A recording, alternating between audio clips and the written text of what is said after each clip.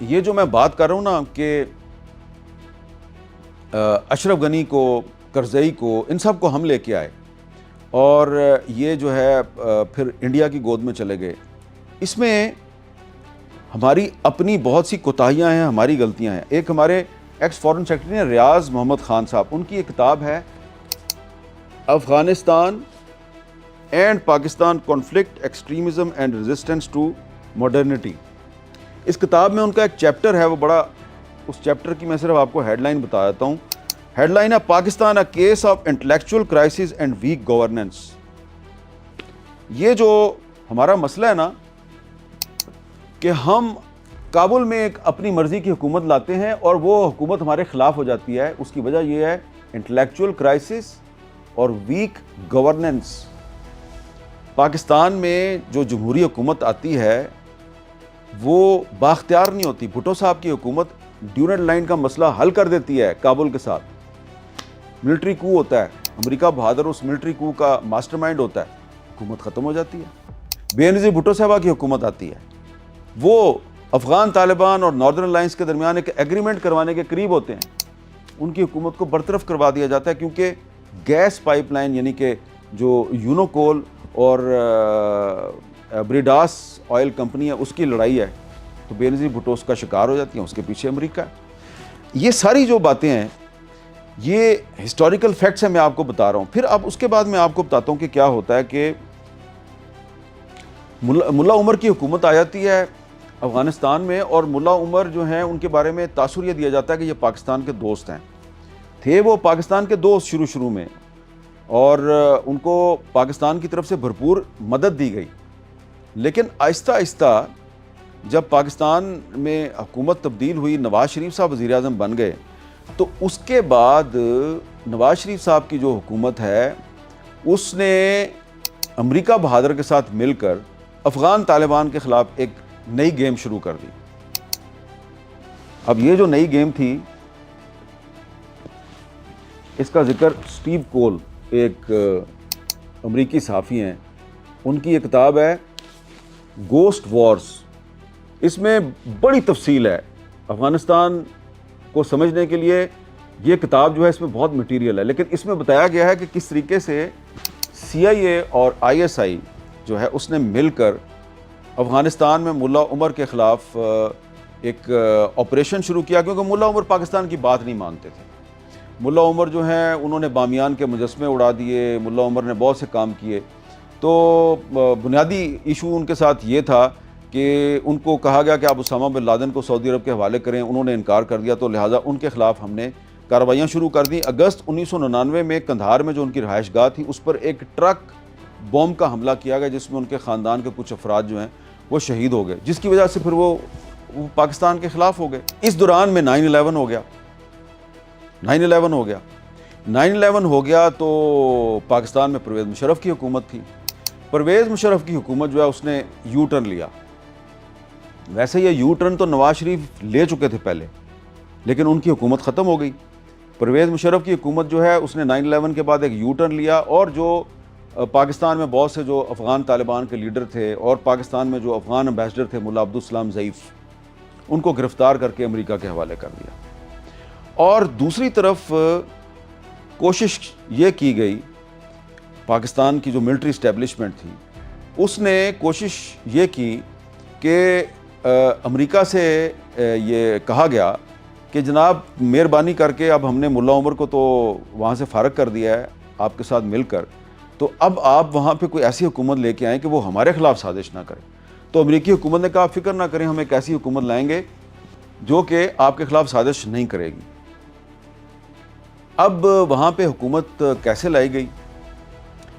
جو وہاں پر ایک لیجٹیمیٹ لیڈر تھے جنہوں نے کہ طالبان کے خلاف بھی مزاحمت کی اور انہوں نے روسی فوج کے خلاف بھی مزاحمت کی، ان کا نام تھا کمانڈر عبدالحق۔ حزب اسلامی کا جو یونس خالص گروپ ہے اس سے ان کا تعلق تھا۔ تو ان کے بارے میں ایک کتاب ہے، لوسی مورگن ایڈورڈز نے یہ کتاب لکھی ہے، دی افغان سولوشن۔ یہ جو کتاب ہے لوسی مورگن ایڈورڈ کی، دی افغان سولوشن، یہ ہمیں بتاتی ہے کہ سی آئی اے بھی دراصل پاکستان کے ساتھ ایک ڈبل گیم کر رہی تھی۔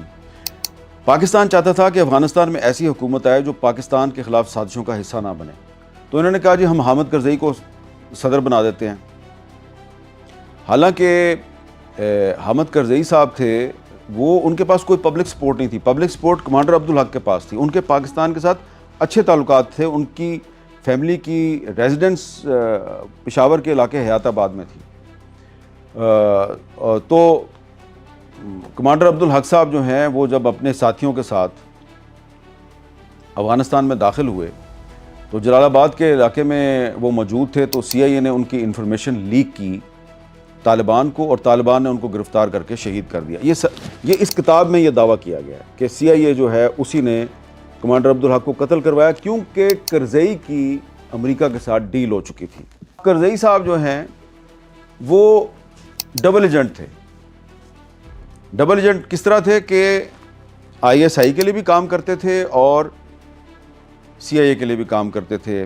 آئی ایس آئی کے جو کوئٹہ میں ایک ڈیٹ کمانڈر تھے کرنل شجاع خانزادہ صاحب، جو بعد میں پنجاب اسمبلی کے ممبر بنے اور پنجاب کے وزیر داخلہ بھی تھے اور ایک خودکش حملے میں شہید ہو گئے تھے، انہوں نے ایک دفعہ کیپٹل ٹاک میں جیو نیوز پر میرے شو میں مجھے بتایا تھا کہ انہوں نے خود ذاتی طور پہ حامد کرزئی کو ہائر کیا تھا فار آئی ایس آئی 5,000 روپیہ پر منتھ پر، اور وہ حامد کرزئی جو آئی ایس آئی کا 5,000 روپیہ پر منتھ کا ملازم تھا، جب افغانستان کا صدر بنا تو سوچیں، یاد کریں کیا کیا الزام لگاتا تھا پاکستان پر۔ ٹھیک ہے، احسان فراموشی کا عظیم شاہکار تھے کرزئی صاحب، لیکن آپ بھی تو دیکھیں نا کہ آپ کس قسم کے لوگوں کو پروموٹ کر رہے تھے، صرف امریکہ کو خوش کرنے کے لیے۔ پھر اشرف غنی صاحب آ گئے۔ اشرف غنی صاحب بھی امریکہ اور پاکستان کی ایک مشترکہ پیشکش تھے۔ الیکشن جیتا ڈاکٹر عبداللہ صاحب نے، سب کو یاد ہے الیکشن ڈاکٹر عبداللہ صاحب جیتے، ہم نے جناب دھاندلی کی۔ اب اشرف غنی صاحب صدر بنا دیے گئے افغانستان کے، تو اشرف غنی صاحب جو ہیں ان کو جی ایچ کیو میں بلا کر گارڈ آف آنر دیا گیا۔ یہ ہمارے ایمبیسڈر تھے افغانستان میں، سید ابرار حسین صاحب، ان کی کتاب ہے افغانستان ملا عمر سے اشرف غنی تک۔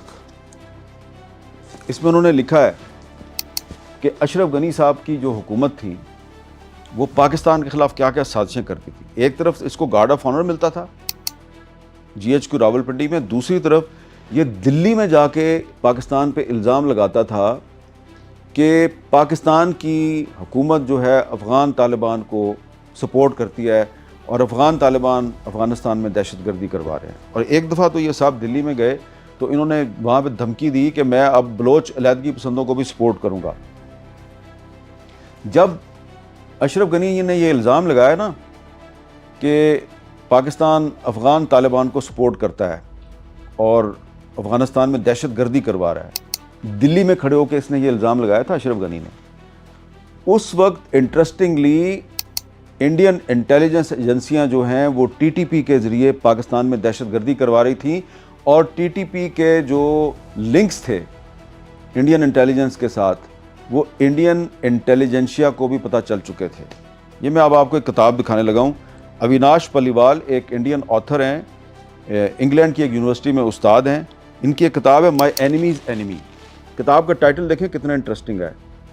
اشرف غنی اور نریندر مودی ایک دوسرے کے ساتھ ہاتھ ملا رہے ہیں۔ اس کتاب میں یہ کہا گیا ہے کہ مائی اینیمیز اینیمی، یعنی کہ اگر ٹی ٹی پی پاکستان کی دشمن ہے تو یہ ہماری دوست ہے، اور اسی لیے انڈیا ان کو سپورٹ کر رہا ہے۔ تو اب جو بہت سے جو ٹی ٹی پی کے رہنما جو ہیں وہ یہ کہتے ہیں جی کہ ہم پر غلط الزام ہے کہ جناب ہم انڈیا سے پیسے لیتے ہیں۔ بھئی انڈین خود کہتے ہیں کہ ہم آپ کو پیسے دیتے ہیں۔ تو جب یہ سچویشن ہو اور اشرف غنی جو ہے وہ انڈیا میں کھڑا ہو کے دھمکی دے کہ میں بلوچ علیحدگی پسندوں کو سپورٹ کروں گا، تو پھر جو پاکستان کی جو حکومت ہے وہ پھر کیا کرے؟ پھر وہ کوشش کرے گی نا اشرف غنی سے بھی جان چھڑانے کی۔ یہ ایک پورا جو پروسیس ہے نا جو 9/11 کے بعد شروع ہوتا ہے اور 2018 19 20 تک آتا ہے، اس میں جو لوگ پاکستان میں پالیسی میکرز تھے ان سے پوچھنا چاہیے، بے شک ایک کمیشن بنا دیں، آپ کمیشن کی رپورٹ پبلک نہ کریں، لیکن ان سے پوچھیں ضرور کہ آپ کو پتہ نہیں تھا کہ آپ نے 9/11 کے بعد جب پالیسی تبدیل کی افغانستان کے بارے میں، تو آپ نے ملا عبدالسلام ضعیف جو ہے اس کو پکڑ کر امریکہ کے حوالے کیا، اس پہ گوانتانامو بے میں ٹارچر ہوا، تو اس کی کتاب شائع ہوئی انڈیا سے، my life with Taliban, India سے کتاب شائع ہوئی۔ کتاب میں وہ پاکستانیوں کے بارے میں جو لکھتے ہیں وہ میں نہیں ریپیٹ کرتا، لیکن وہ کہتے ہیں جی کہ افغانستان کی جیلیں اور امریکہ کی جیلیں پاکستان کی جیلوں سے زیادہ بہتر ہیں، اور اتنی نفرت سے بھری ہوئی یہ کتاب ہے پاکستان کے بارے میں، یہ 2010 میں شائع ہوئی ہے۔ کس نے ملا عبدالسلام ضعیف کو امریکہ کے حوالے، کیا کسی امبیسڈر کو امریکہ کے حوالے کرنا چاہیے تھا؟ کیا نا آپ نے۔ پھر آپ نے جو گرفتار کیے افغان طالبان کے بہت سے جو منسٹرز تھے، ملا عبید اللہ اخند، استاد یاسر، آپ کی کسٹڈی میں فوت ہو گئے، کچھ کی لاشیں بھی آپ نے ان کے لواحقین کو نہیں دی۔ تو یہ ساری باتیں جو افغان طالبان کی جو لیڈرشپ ہے، جب کبھی قطر میں یا افغانستان میں یا کچھ جو پاکستان میں ہوا کرتے، ان سے بات چیت ہوتی تھی، وہ شکوے شکایتیں کرتے تھے، تو یہ ساری باتوں کا ہمیں پتہ تھا۔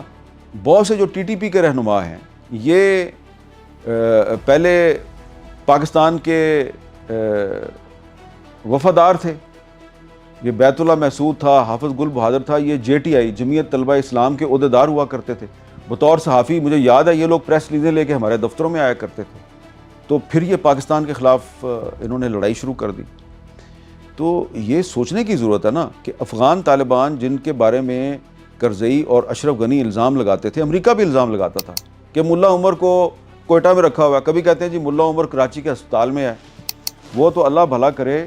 یہ بیٹی ڈیم کا جو ایک ڈچ جرنلسٹ ہے، اس کی یہ کتاب ہے ملا عمر اینڈ دی ان نون طالبان، اس نے کتاب لکھی اور اس نے بتایا کہ ملا عمر 9/11 کے بعد کبھی پاکستان آیا نہیں اور وہ افغانستان میں چھپا ہوا تھا، لیکن الزام پاکستان پہ لگتا رہا۔ تو یہ جو آئی ایس آئی کے سربراہان تھے، جنرل محمود، جن کے بارے میں ریاض محمد خان صاحب نے اپنی یہ جو کتاب ہے پاکستان اینڈ افغانستان، اس میں لکھا ہے جی کہ یہ پرو طالبان تھے۔ یہ ریاض محمد خان صاحب نے لکھا ہے، سیکرٹری فارن افیئرس تھے۔ اور اس کے بعد جنرل احمد شجاع پاشا 2018 سے لے کے اور 2022 تک یہ آئی ایس آئی کے سربراہ تھے۔ تو جب جنرل پاشا جو D G I S I تھے، وہ بند کمرے میں مجھ سمیت بہت سے صحافیوں کو یہ کہہ رہے تھے کہ ملا فضل اللہ اور بیت اللہ محسود جو ہیں وہ پاکستان کی فرسٹ لائن آف ڈیفنس ہے، تو میں ان کے سامنے بیٹھا سوچ رہا تھا کہ پبلکلی تو کچھ اور کہتے ہیں، پبلکلی تو یہ کہتے ہیں جی کہ یہ پاکستان میں دہشت گردی کر رہے ہیں، تو یہاں سے پھر ٹرسٹ ڈیفیسٹ پیدا ہوتا ہے۔ ارباب اختیار جو پبلک سٹیٹمنٹس دیتے ہیں، میرے جیسے لوگ اس کو ڈاؤٹ کرتے ہیں۔ تو 2008 سے 2012 تک یہ جنرل پاشا صاحب جو ہیں یہ آئی ایس آئی کے سربراہ تھے، اور ان کے دور میں بہت سے جو طالبان کے جو رہنما ہیں، افغان طالبان کے رہنما، ان کو گرفتار کیا گیا۔ 2010 میں ملا عبدالغنی برادر کو گرفتار کیا گیا، وہ 8 سال تک پاکستان کی جیلوں میں رہے، آج وہ افغان طالبان کے ڈپٹی پرائم منسٹر ہیں۔ آپ کیا یہ توقع کرتے ہیں کہ وہ آپ کے ساتھ رہیں گے؟ تو یہ پالیسی تھی، جو اس پالیسی سے ہم نے پاکستان کا جو انٹرسٹ ہے اس کو ڈیمیج کیا۔